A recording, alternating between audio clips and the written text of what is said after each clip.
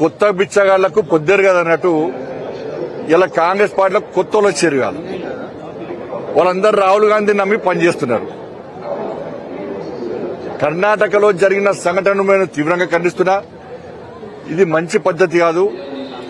RSS ఒక రాజకీయ party కాదు, ఒక సాంస్కృతిక జాతీయవాద సంస్థ అని చెప్పి వాళ్ళ గౌరవ సుప్రీంకోర్టు ఇచ్చింది. అనేక రాష్ట్రాల్లో గౌరవ హైకోర్టు తీర్పునిచ్చినాయి. దాన్ని కర్ణాటక ప్రభుత్వం గమనించాలి, గుర్తించాలి. వాళ్ళకు చెప్పిద్దామంటే ఇందిరాగాంధీ లేదా, రాహుల్ గాంధీ కింద పనిచేస్తురా.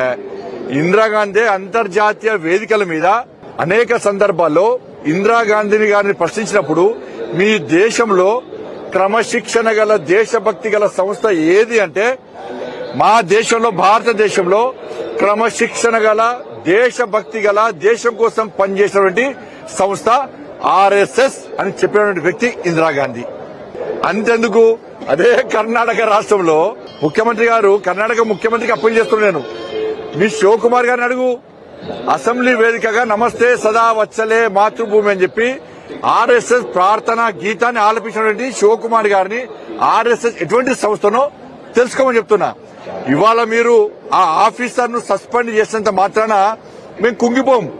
నెక్స్ట్ కర్ణాటకలో వచ్చేది భారతీయ జనతా పార్టీ ప్రభుత్వం. మీరుండేది ఇంకా 2.5 సంవత్సరాలే.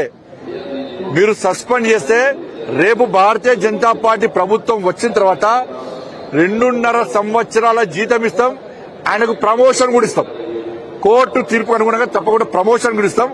ఈ 2 సంవత్సరాలు అధికారి రెస్ట్ తీసుకోవాల్సిన అవసరం లేదు.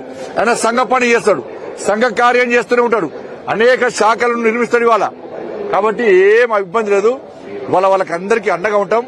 ఆర్ఎస్ఎస్ ను ఒక వ్యక్తి, ఒక నాయకుడు ఏదో అడ్డుకునేటువంటి ప్రయత్నం చేస్తే అరచేతిని అడ్డుపెట్టి సూర్యకాంతిని ఆపడము ఎంత కష్టమో ఆర్ఎస్ఎస్ శక్తిని ఆపడం కూడా అంతే కష్టమైన విషయాన్ని గుర్తుంచుకోవాలి.